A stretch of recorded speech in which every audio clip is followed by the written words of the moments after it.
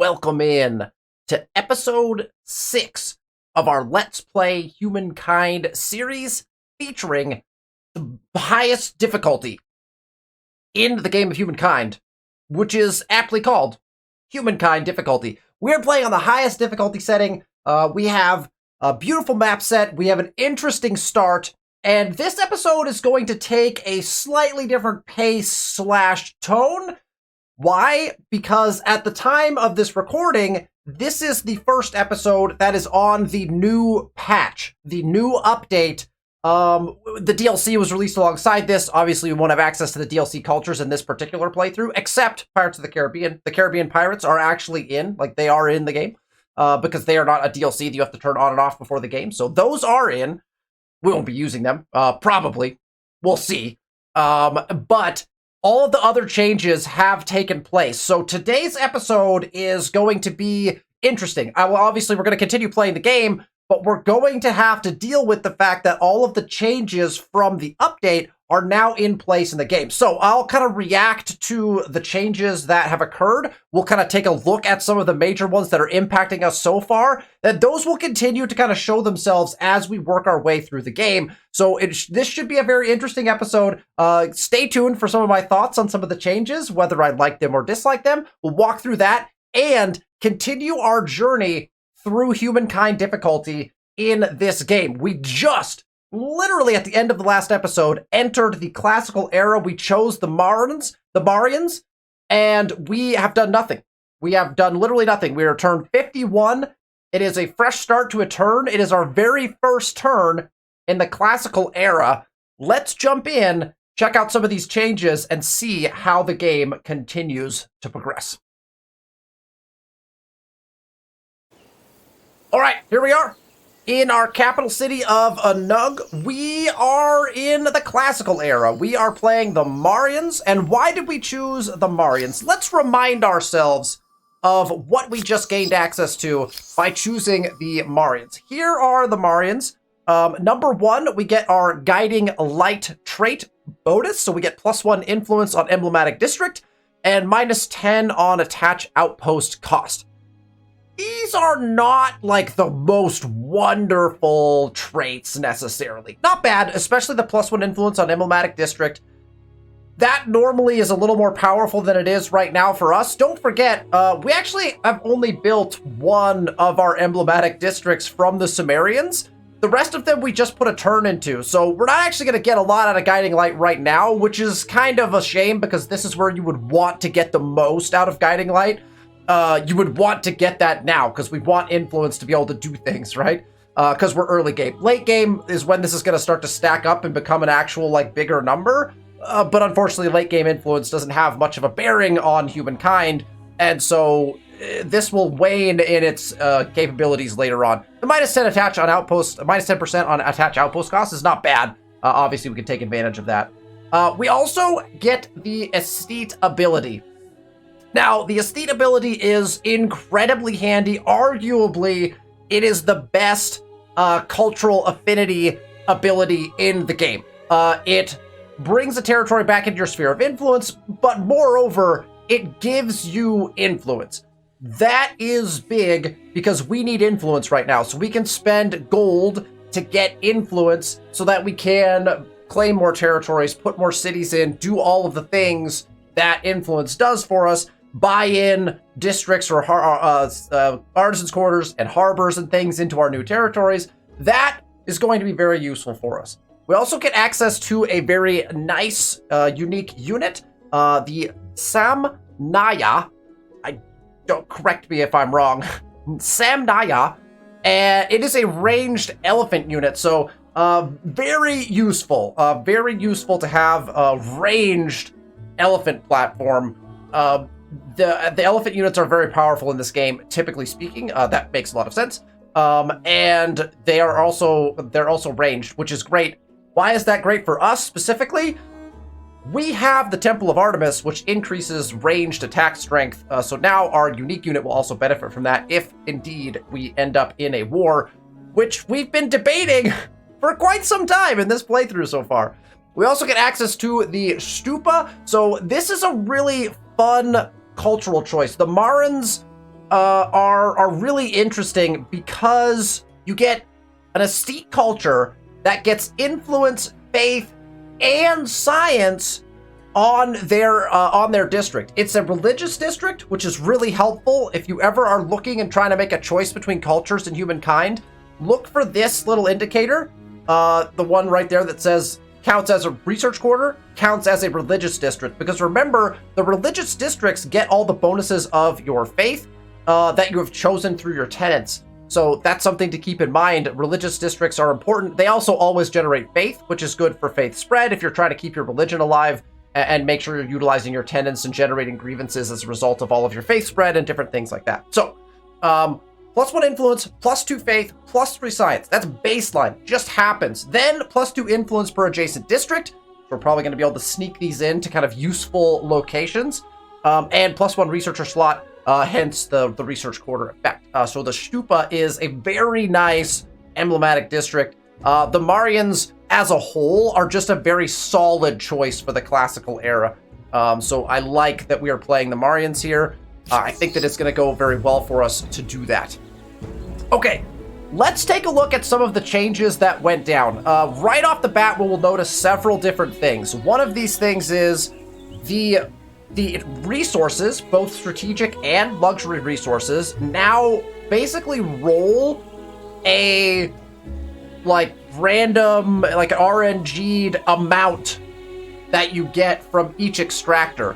So this is a wonderful extractor. This is a +5 copper extractor. So we get access to 5 copper from this extractor. Over here, we can see we have an iron extractor that gets 4.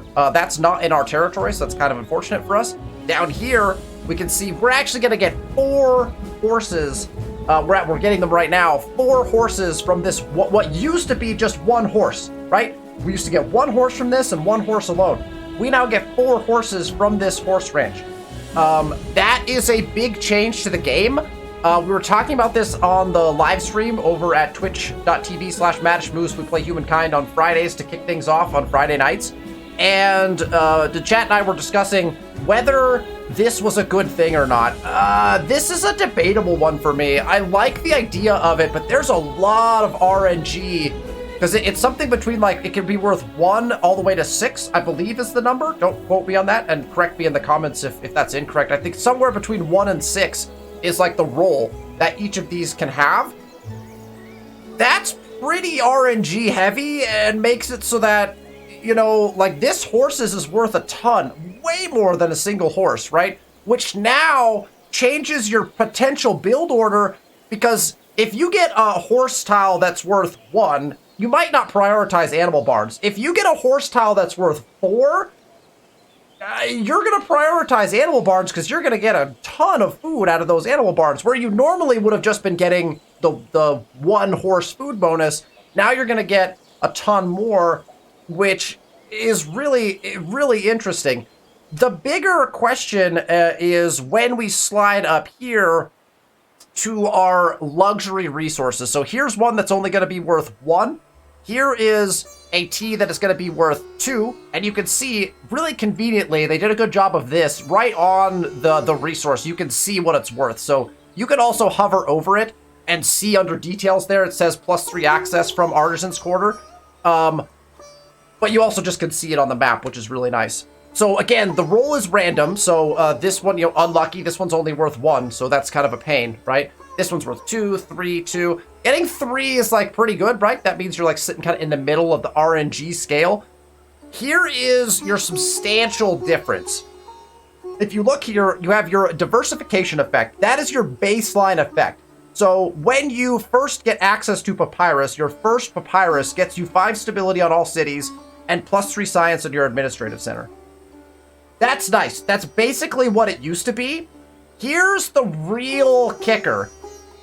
Each additional Papyrus that you add only gets you +2 science per Papyrus on administrative center. All luxuries now have a per effect. Okay, that didn't used to be the case, right? There were some luxuries that did not have a per luxury effect. All of them do now. The cumulative effect is the added effect. There's a couple things I don't yet know because I haven't tested about this yet. My assumption is your very first papyrus would be +5 stability in all cities, +3 science on administrative center. So +5, +3. Your next papyrus, and I'm making a hard assumption here, your next papyrus, I believe, is worth 4. Because when you get access to the cumulative effect, you get +2 science per papyrus on administrative center. Well, when you get access to 2, now you have 2 papyrus and you unlock the cumulative effect, which would mean you get +2 for your first papyrus and +2 for your second papyrus. If the text does exactly what it says. Realistically, maybe you just get the +2 added for each one beyond the first. That's entirely possible. The text seems to indicate that you get +2 per papyrus. Therefore, when you get a second papyrus, you have 2 papyrus, which means you would get +4 science on papyrus. Now, every papyrus past that would just be worth +2. I have not tested that. Maybe we'll get a chance to do that in this game. Or if someone has tested that, which is likely since the patch has been out for quite some time, and by the time this video drops, the patch will have been out for several weeks. Let me know if I may have figured it out by then, but let me know in the comments what the actual cumulative effect is. Of the 3rd, 4th, and 5th, after you gain access beyond that, I think it's just going to be worth +2 across.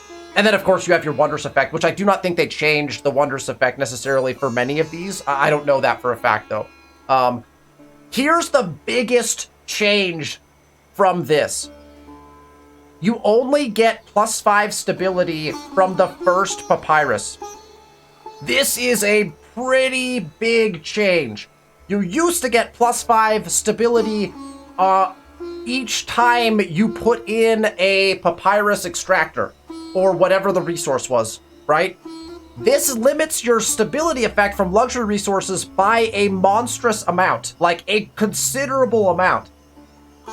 I like this change, but I think it also needs to be augmented with changes to the stability system. And to my knowledge, there are no changes that went along with this to adjust stability. Stability is already problematic enough when you have access to all of these different resources.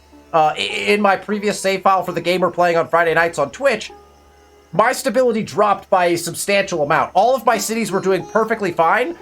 And then when the change went into effect, when I got back on the game and the patch was loaded in, my stability had dropped by a substantial amount in each of my cities. And I was actually having to build back up stability in all of them because of this change. I like the fact that luxury resources are no longer as important as they were. If you go back and watch my Humankind versus Civ 6 video, one of my critiques of Humankind was that luxury resources were just too important. They were too critical to success in the game. They have fixed that with this change, in my personal opinion. However, the reduction in stability with no added base stability, like maybe if your first papyrus was worth +10 stability and then no other papyrus got you anything, I think a tweak like that probably should be made, or some sort of global adjustment to stability to make it a little bit more manageable. We'll have to see as we go throughout the game how much of a problem this persists. The other big changes that happened had to do with naval stuff. We'll also go over trade in just a second. We don't have any trade routes, period, right now, so this is a little bit difficult to show. I'll click on it and we'll walk through it anyway. But you can I'm waiting for the jealous types to say things like, it's just a big pile of rocks. I mean, excuse me, Mr. Narrator? There are now in the open ocean tiles, which we can't see any of currently, and because we don't have any trade routes running, but you can see there are lovely little spots where you can have trade that runs through ocean tiles. So there's little like trade posts that sit and float out in the middle of the ocean, which are pretty cool. They're really, really well designed. They look really cool. All of your trade routes now run through your capital. Both internally, well, I guess internally and externally, basically, right? So everything runs through your capital as far as trade routes are concerned. And you can now your trade routes can now be pillaged at certain points on the map where they can be under pillagement, and you continue to receive those bonuses, but at a reduced rate, and the people who are pillaging it gain access to part of the trade resource, right? The benefits of that trade resource. So it's a very interesting thing. I like that part of it. Here is the best part of the update: the trade screen. This is a screen That has been needed for quite some time. It is quite lovely. You can see all of our internal trade routes from all of our outposts run to the capital, right? So everything runs through the outposts and the different connection points into our capital. So everything internally runs to the capital. We are not trading externally at all right now, so we can't show any of the external trade routes, but all the external trade routes also run to your capital. You can see the same thing is true. There's a fight going on over here. That's very intriguing. I don't know who's over here. It must be I have an envoy over here? We're about to find out. So you can see all of the trade routes, right, are running in to the capital, right? So that is where all of the trade now goes to. And the best part about this particular little section is this screen right here. So number one, here at the bottom, you can now trade with free peoples, which is really nice. Obviously, you need to have the right treaties in place to be able to trade with them, but they have access to 2 silk. You can gain access to 2 silk through trade with free peoples. That's really cool. I like that a lot. It also lists all of your trade that you can do. We only have 1 known empire, so this list is not long, but they have, there's 3 horses, 3 copper, 1 salt, and a silk that Sarge, 100 games, 100 days, has access to. We can't trade with him right now. Based on our treaties, we would have to go into the diplomatic screen in order to negotiate for those, right? We're not in a good relationship right now, so that's probably not something we can do. And there are 2 kind of new functions. You'll notice right here, it will show you what the cost is to gain access to that resource. This is a first-time access cost. Now, this used to be all that existed, right? It was much more expensive, and you'd pay a flat rate to gain access to that resource permanently, so long as that trade route was running and not disruptive. This now is a much lower amount, but it gains you access to the resource for the first one you trade for. Okay. Now you have to pay for access for each subsequent one. So if I wanted access to 3 horses, I would pay 10 gold for the first. I believe it goes up a little bit after that, so that I'd pay a little bit more of a baseline access, then I'd pay a little bit more of a baseline access. So I can get access to the 3 horses. Now, up here, you will notice this maintenance line. This maintenance line currently says 0 because we're not trading at all. The maintenance cost is a per turn gold cost to maintain your trade routes. It's actually really cool. I like this mechanism a lot. Trade did not make a ton of sense in this game because you paid for access to it once and then you never paid again. Unless that trade route was broken for some reason. It was just awkward. It didn't really flow realistically or naturally. So now you pay a baseline fee to gain access to a resource. And the first time that you trade for a resource, it also costs you maintenance in gold per turn. Every subsequent one of that resource you purchase does not add to your maintenance cost per turn. So if I purchased 1 horse, I would get a maintenance cost associated with that. And it will tell you, I can't show you now because I can't actually trade, but it will tell you what that maintenance cost increase per turn would be.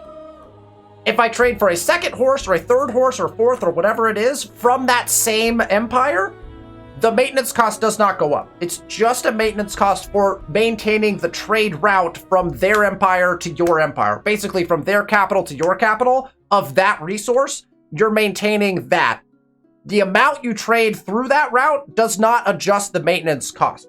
So the only time to be worried about your maintenance is if you are trading with an empire for a particular resource the first time. That will increase your maintenance cost. I like this because it adds a per turn cost to trade, which I think is important. And I just think that it just makes more sense this way. This also creates that motivation to go plunder naval trade routes specifically, and other trade routes, and B, also offers the motivation to defend your trade routes. So when you have those stopping points at the harbors or at the ocean-based trade hubs, you want to defend those because someone can go sit on those and you're paying gold to maintain those. So you want the max value out of those resources. And so I like this particular ability. We have blockages. You can also look at blockages. We are unable to trade with our 1 neighbor currently because of a diplomatic crisis. So it tells you why things are being blocked and how, right? So this is something to pay attention to as well. But I really like this screen. I really like this change. I think that that this is one of the better changes that they have made as a result of this patch. Those are the major changes, and we'll be getting to explore those a little further as we go. Obviously, we can see in the land of Sarge right now, there is a lot of iron. That's 4 iron, that's 5 iron. There is a ton of potential iron accessible there. Now, we don't have iron in our land currently, so that is slightly problematic for us. And so that will become something that we have to deal with. Okay. All of that being said, let's jump into the classical era. We just moved up from the Sumerians who... Were the Sumerians fun to play? Yes. Did we learn some good things? Yes. Would I play the Sumerians again, given a choice to do it over?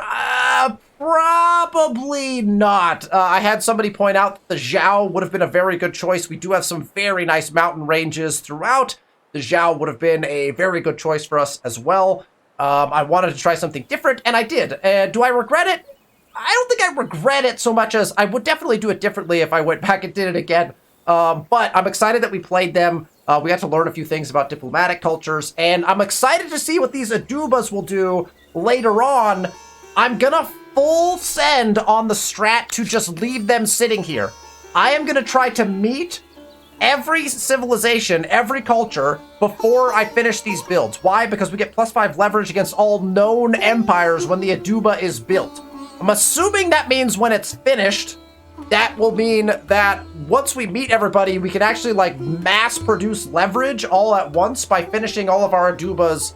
So probably what we'll do is get these all down to like a turn if we don't have anything else to build, and then build them like way later in the game. So they're just gonna kind of sit there for now. Is that a good idea? I don't know. We're missing out on quite a bit of science, potentially, and some influence as well from doing that. But that might boost our science at the right time. It might boost our leverage at the right time. We will find out. All right, let's jump into it. What do we got going on? We've got our Agaush army that I don't really know what to do with anymore, to be honest, because I'm still not sure about this war. Let's check our diplomatic status really quick and remind ourselves of where we're at. Today? High, we're at aggressive. It's no longer hate-filled, so we've downgraded that, which is really nice. It looks like they have the merchant. They have the merchant ability, which means they have met... I think that means they've met somebody else. So they must be out in the water at some point. Anyway, we've got a whole bunch of different stuff going on here. We got 10 turns on this, so we'll leave that sitting. They've made a demand to give them something. We're not going to respond to that right now. I would love to just start being able to trade. I'm honestly like debating whether we just give up on any war-related things, and I'm gonna send these guys. We're gonna go river first. I'm not really sure what I want these guys to do yet. Now that we have just armies sitting around, we'll find out. Here is a warrior, and we trained this warrior very specifically. Because we needed to reduce our population here for food purposes, right? That was the whole point. And now we're trying to get our food back up, which is definitely something we want to do. So we're growing and we're putting in flood irrigation. It's going to get us plus 26 food. That's going to be a really big boon to our to that particular piece. I do think we want to get our stupas in relatively quickly. And we are falling behind on infrastructures. So I think we want to jump in on that pretty hard as well. And make sure we get infrastructures built. But we're in a new era. We want builder stars. So we want to be building districts more often than not. So that will be kind of our plan here moving forward. We have a couple of attachments left to make as well. So we want to think about getting those attachments done. Let's take a look at stability. So you can see our stability is dropping by a little bit. That was not occurring before. We have a drop in stability due to the fact that our luxury resources are no longer making us as much stability due to the patch change, right, that we talked about. So we want to pay attention to this. We're at 80%. New districts obviously will impact that. We do have a wonder that we can build. And we may actually want to build that sooner rather than later because we just moved up. And that means we have access to a new set of wonders. It looks like the lighthouse has already been claimed. But we have Pyramid of the Sun, which is excellent for food. We have Mausoleum, which is excellent for science. We have the statue of Zeus if we want to make a little extra gold. We have Church of Our Lady Mary of Zion, which is monstrously impactful on faith. Not a great wonder, maybe. We have Colossus of Rhodes, which is a very military-based wonder if we wanted to go that direction. And Colosseum, which is a stability plus war plus money type of thing. So Pyramid of the Sun and Mausoleum are probably my two favorites here. Lighthouse is decent if you want to get out in the water and really make some progress in the water. But I really like Pyramid of the Sun and Mausoleum. So we'll probably be, if we can, I'd like to gun for one of those early on. But that means we need to build our Temple of Artemis, which we actually want to build anyway, probably at some point. So let's get our cities kind of in a place where we might want to think about putting that build down. I think we also need some help with industry at this point in the game.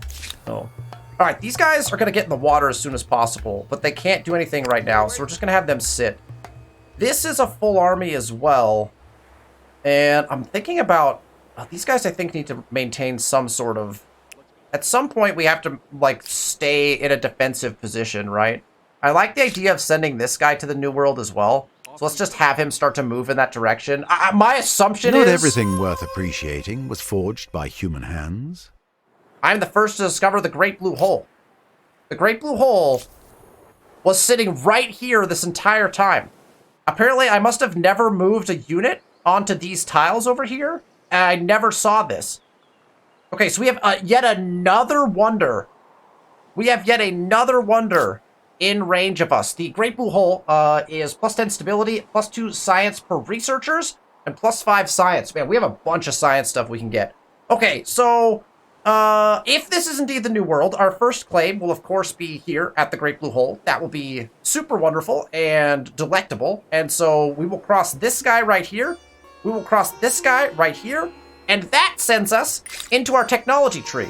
And our technology tree gives us several options at this point to do some pretty good things. If we need help with stability, the aqueduct is really big. If we need help with food, artificial reservoirs is really big. If we need production help, water bills are typically really big. So hydrology is usually the first thing I'll tech to. However, I want naval transport. Trade expeditions is a big one, and I want to get in the water. So in 2 turns, we're going to get in the water. We're making 159 science per turn. I don't love that. That's not like a fantastic amount of science. It's not a bad amount of science. Ooh.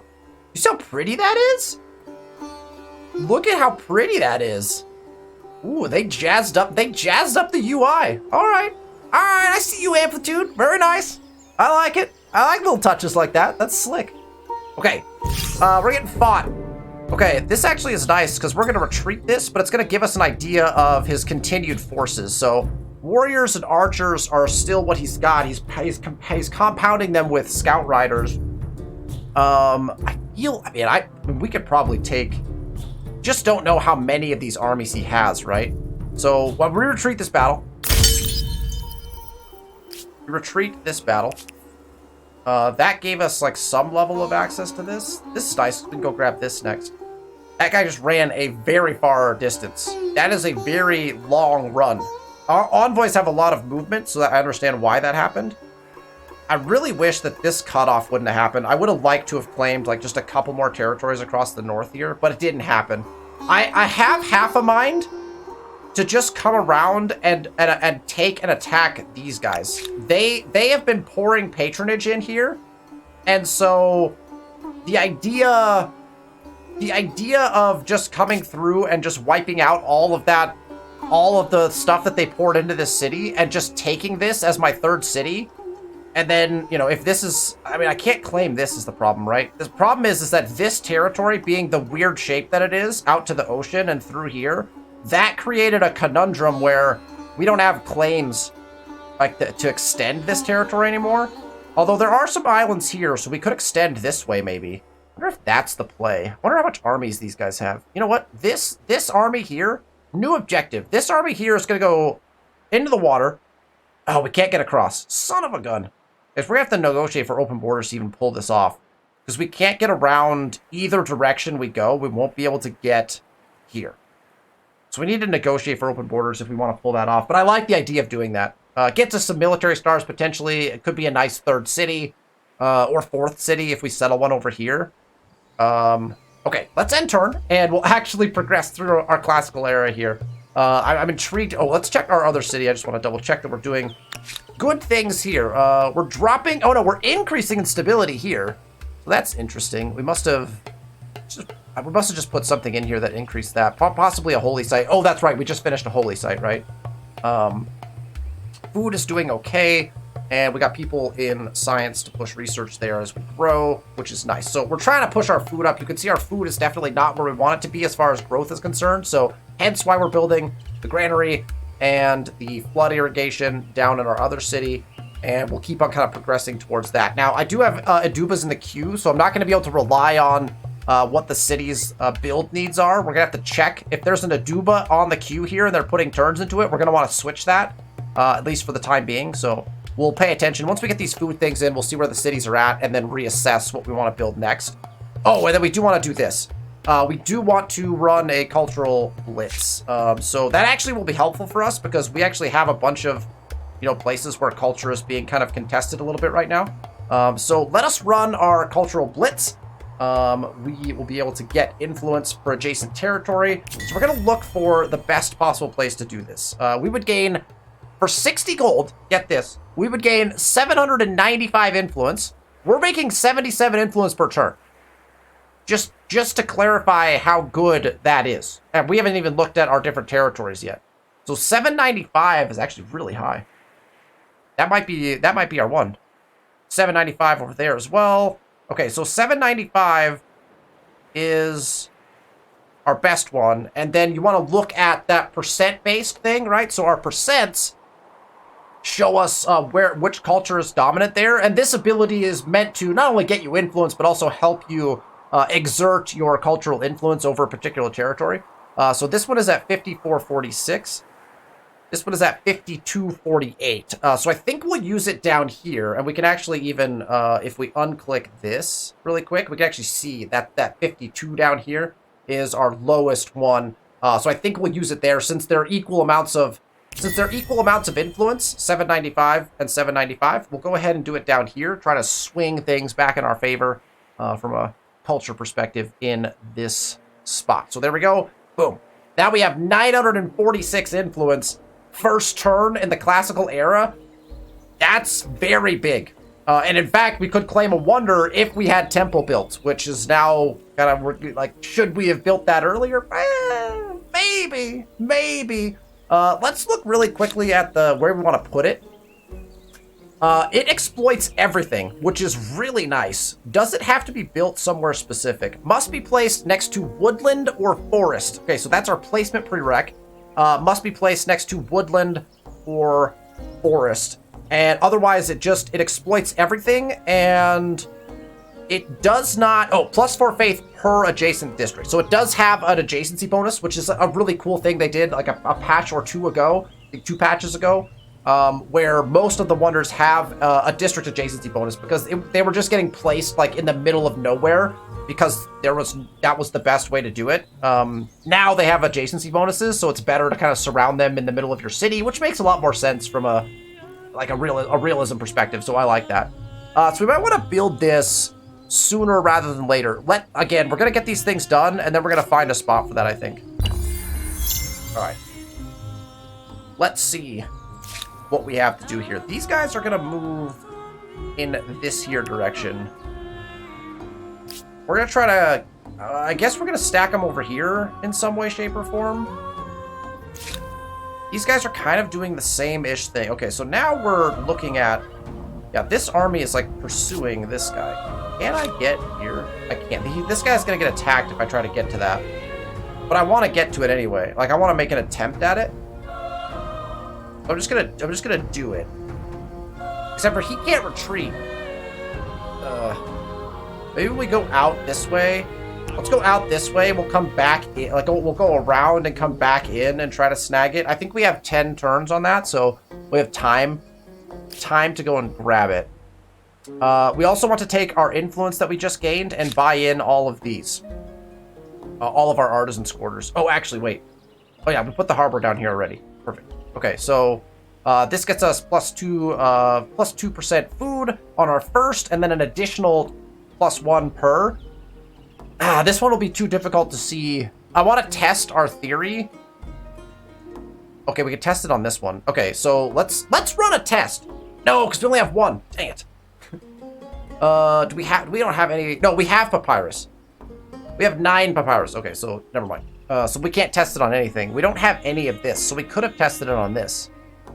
But the percent-based food, we'd have to do a bunch of math to test it, so I don't feel like doing that right now. So let's get our extractors in. Here and here. Done and done. That spends a little bit of our influence, but that's not a big deal. Gets us access to another 10 stability and a bunch of science. Well, +3 science here, and again, either plus 3% or plus 4% food. I'm still not sure on the effect in our cities, but that will be very nice for us. We got that in. And let's just check the rest of our... Let's just make sure we've got all those in. I think we've got harbors in everywhere as well. Make sure we can't influence by anything with all of our newfound glorious influence. Okay. We're waiting one more turn on these guys. They can step to right here. And they're going to go put claims in. We're going to save all of our influence for a potential either wonder claim or city. Putting our 3rd city. I'd love to get a city established. If this is indeed the New World, and we can get a city established there, that would be fantastic. So we're going to sit that, and then these guys are going to continue, I think, in this direction. Off we go. I guess getting an army onto the New World is not the worst idea either, but I'm not sure. I really... Is there some reason you warrant my time? Part of let me alone says trust? I should refuse this and see if we can then start to make friends so that we can, like, start making treaties and offers to him. I'd like to see this downgrade. Like, maybe once all these crises abate, maybe he'll be more, this will downgrade and we can do that. So we'll keep an eye on that. We need to meet some people. Oh, we need a boat. I need a Pentaconter real bad. How much does the Pentaconter cost? The buyout cost of this would be 257. We're actually close to that. We can also train one in probably like a very short amount of time. We could 2-turn a Pentaconter here out of Urim. I'm not opposed to that. Once this granary is in, we might just hard build a Pentaconter really quick. Get a Pentaconter out, start to meet people. I think that's probably our next build here. In fact, I'm just going to go ahead and slot it in. I'm going to build the Pentaconter there. I think we'll start working Temple with the Nug probably. But that's where we're going to go. Imago Mundi has been locked by another empire, but we have unlocked trade expeditions. Are you content? Ah, somebody has mapped all of Taurus. I don't think we know what that place is necessarily. We don't, of course. So, okay, so now we're in the water. Here we go. Warriors are going in the water. Our scouts are going in the water. And now we have encountered the Maya. Ah. Those javelins are as unpleasant as their cities are wonderful. Okay, where did we just encounter them? Where? From my people and from myself. So this is not... Heartfelt greetings. Okay. Let us see if we can build a better world. Greetings, Icarus. Here's the thing. These look like just islands that we can claim, not New World material. Also, we just met Icarus, which tells me... I don't know what that tells me. I don't know. He must be over here somewhere. His units must be able to see my units. Okay, well, I mean, we're going to introduce ourselves, right? From my people. Let's find out where he is. And from myself. Heartfelt greetings. Let us see an immediate proposal. A better world. Monumental contractors. That's not surprising coming from Icarus. Icarus's AI loves to build. This loves like just wonders is everything interests. to Icarus. You know. We'll sign this, sure, because I think that would make everyone happy. Good sense. I would love. I say yes. Oh, you have a ton of trade. I would love to trade luxuries. We would all. I do not have that amount of money, and that upsets me. I'm sorry. Did we do humanitarian but aid? No deal is better than a bad deal. I don't think I can propose multiple deals at once. Duly noted. I thought there's some way, shape, or form that you can, like, I think if you offer an embassy deal first, you might be able to offer a treaty as well. I don't remember what that order is, but, like, it says it's there, but you can't do it. Also, do I know where he is now? Oh, way up here. Okay, so far north. So this could still be potential access to the New World. Could also very much not be, since these are literally just looking like islands at this point. So that will be very intriguing for us. If that's the case, our armies may start to come into play a little bit. All right, this army left, so just swing like right back around and like attempt to get to this. This army is going to perform their maneuver of attempting to get over here. I'd love to just do a little recon, see what their units look like. And now we go into the tech tree, and we have to make a determination. Again, we're going to try to go after some research corridors. We 100% don't need these. We have so much of those through our emblematics. We don't need city cap right now. We will probably in a moment. And then if we look further down, there's nothing here that's like particularly like, oh, we've got to get there if it's like late in the tree. So I think we just go to hydrology now, get access to some of the best infrastructures in the game. Probably we tech towards philosophy after that. That's kind of the thought that I have. Obviously, if we need to get access to swordsman or a unique unit, we can re-tech down in that direction if a war declaration becomes imminent, so we can upgrade some of our units. We'll also probably hold on to some of our gold, just in case that happens, because we'll want to have gold in order to upgrade our units as we go. Let's hit this next turn button and progress through. I like that we have met someone else already. We'll get our boats in the water. We'll try to get some claims in. We've got some serious thinking to do about how to spend influence as we kind of maneuver towards this next set of turns throughout the classical era. To harness the power of water itself in order to feed your people. That should make you popular. I hope so. I hope so. People are converting to Judaism, which I'm not liking. So now is where we go here, right? We're building a Duba now. Let's put in the Temple of Artemis. It's a 17-turn build with this city, which is way too long, so we'll throw both cities at it here in a moment, but I think I do want to get this in. We're sitting at a pretty good food spot here. We don't have to be building our stupas quite yet. I think we try to get Temple in just in case we want to make another claim on a wonder. So let's find a decent spot for it. The other thing to think about is we're at 85 stability in the capital. We are at 70 stability in Urum. They have the same number of attachments. Unfortunately, this time you are merely a bystander to someone else's glory. Yeah, we're sitting right there. We have 2 attachments here. We have 2 attachments here. We have a third that we can make here, and we have a third that we can make here. So each one will have 4 essentially in it. So we really want to probably put it in Urum, if at all possible. We also, because it's a faith-generating building, we also want to put it in some place that has stuff to trade for. So, like Murphback could be a place we could put it if we attached that, but I don't want to attach that probably quite yet. Although we could, it's all ready to be attached, but that would be a costly spend. And Murphback currently has no people, so it's not like a huge add to our empire necessarily. Although it does have 19 industry and 7 food, so it would help our cities. That's something to debate.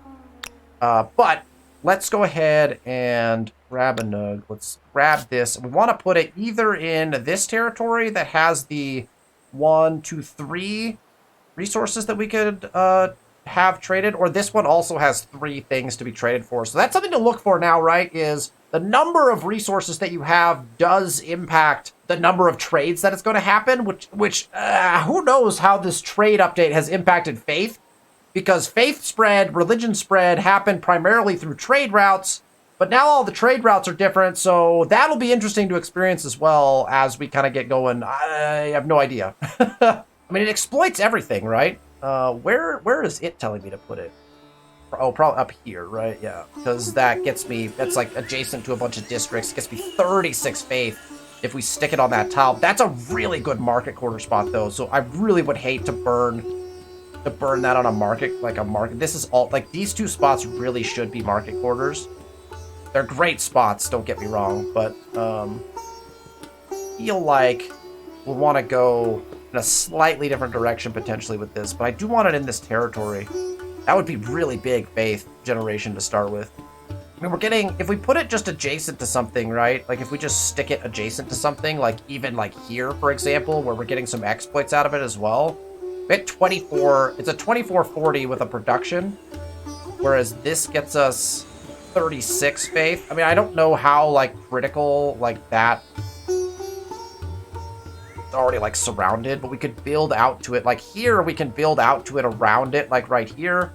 I actually kind of like this spot. It doesn't get me like the best exploits necessarily. Like if you actually stick it in here. Oh, it only exploits on tile too. That's right. It only exploits on the tile that it's on. So it's never going to be worth, a ton. In fact, you're never going to place it based on the exploits you can get. You're just going to place it based on adjacencies and how you can get like better adjacencies with it. So I definitely could see putting it here because we've got one adjacency and then building districts out from here, right? To be able to do that. What is this? Oh, that's an Aduba. How would we have built... Can Adubas be built anywhere? I don't know if that... Maybe that's ruins. I'm not... Oh, it might be. That might be ruins, actually. From an outpost. I'm going to put it right here. All right, that's 17 turns. We'll get this guy on it once our Pentacontra's out. That took a long time to make that debate. My apologies. All right, we got that intel. Perfect. Do we have intel anywhere else? Okay, the final claim has come in on our continent. So there you go. Our continent is now fully claimed up. I am going to set this guy on Auto Explorer. Oh, no, we're not going to set him on Auto Explorer.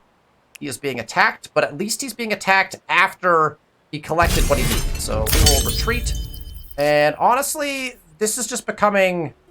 It's becoming very frustrating. What's this? Oh, we have 2 envoys out, and now one of them's going to die. So basically, Sarge has said, no, stay out of my land.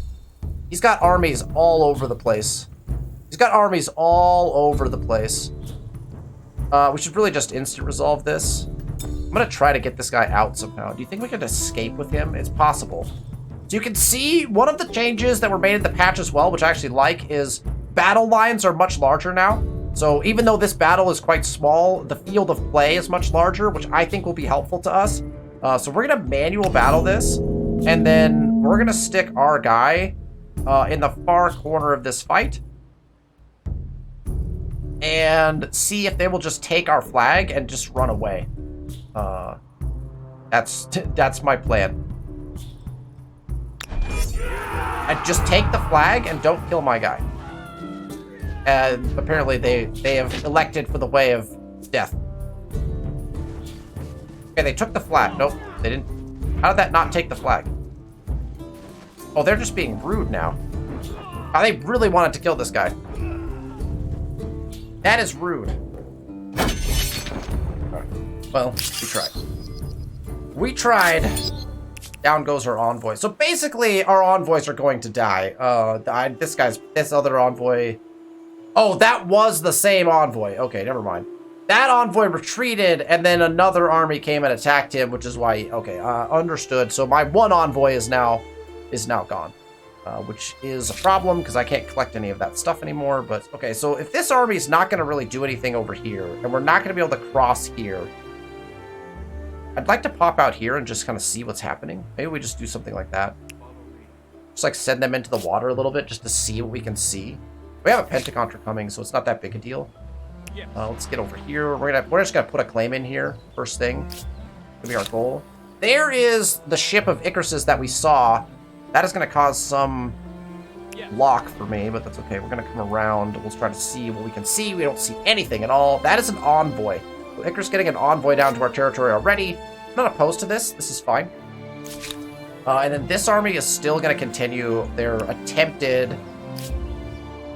I don't think they can cross here. Well, they can't cross here without open borders, so that's going to be problematic as we kind of continue on. We may want to train a third army. I bet if we trained a third army, we could probably scare Sarge into more of a peaceful relationship. We'll have to find out. We have 10,000 influence currently, which is quite nice. But again, we're going to use that pretty rapidly here. I want us to pay attention to when this esteed ability becomes available. We've got 7 turns on that timer, so... With a first ship, you can protect your interests far from home. And maybe redefine what those interests are. And there is the war declaration. Here comes Sarge. War has been declared by the Carthaginians. And now we are going to have to shift our entire trajectory. Fun. The nice part is our war sport is not terrible. The alternative. I don't like this war declaration. I'm wondering, where is he attacking me? I'm a little worried about my capital now at this point, so we gotta start pulling units back towards it, probably. Start maneuvering our units in that direction. I want to defend this territory as well. We may have to train up a third army. We may have to put a hold on Temple, although Temple helps our archers a substantial amount. Let's plop these guys down here. We'll have them wait here. Alright, this guy can't get here on this turn, so we'll just push him one further.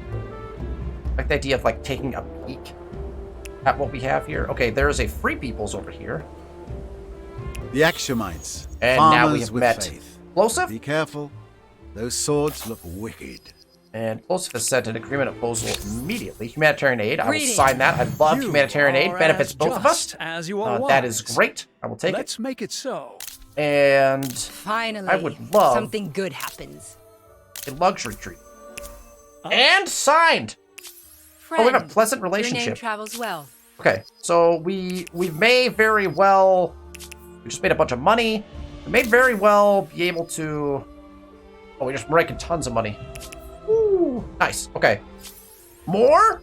Joseph was like, take my money. I need your stuff. More? I get another 220. Just the number keeps increasing. Perfect. Okay. So a bunch of our resources just got sold. Salt is great. I would like to buy salt. We're going to start. Okay, so here's where I'm going to close this. I do think we could propose an alliance, but I don't want to spend the 200 influence, so we'll wait the 5 turns. Here is what I want to do. I would like to go to the trade screen so we can show off what we can do now, right? So we can't trade with Icarus. He declined our trade. We can't trade with Sarge. He just declared war on us. We can trade with Plosive. Now, here's something to look at is we want to find out where Plosive is located. Okay, Plosive is right here. That's beautiful. That is an excellent trade partner, especially because we could just float our boats through the water. It should be easy to protect. There's no one in between us. So I'm not worried about the blockages, like the pillagings, quite yet. So that's lovely. And so, let's open the trade screen. And you'll notice, again, we have no maintenance. We're going to go down here. We can't trade for strategic decks. We don't have this treaty, but we can trade for salt. So let us do some salt trade. I bet you we could run our tests now. Let's make this one of the last things we do in this episode. I think we could run our test. We have 27 food. Okay? We have 27 food in a note. Remember that number. 27 food. We're going to trade for 1 salt. 1 salt to start with. That should give us +5. So we should go to 32 food. Okay? So we're going to pay... We pay the 10. We're going to do this one at a time. You could do it together, right? We're going to pay the 10, which is the cost to access the resource. And our maintenance is going from... We're currently not trading with anyone, so we're going from 0 gold per turn to a 32 gold per turn cost, which actually is going to put us in the negative.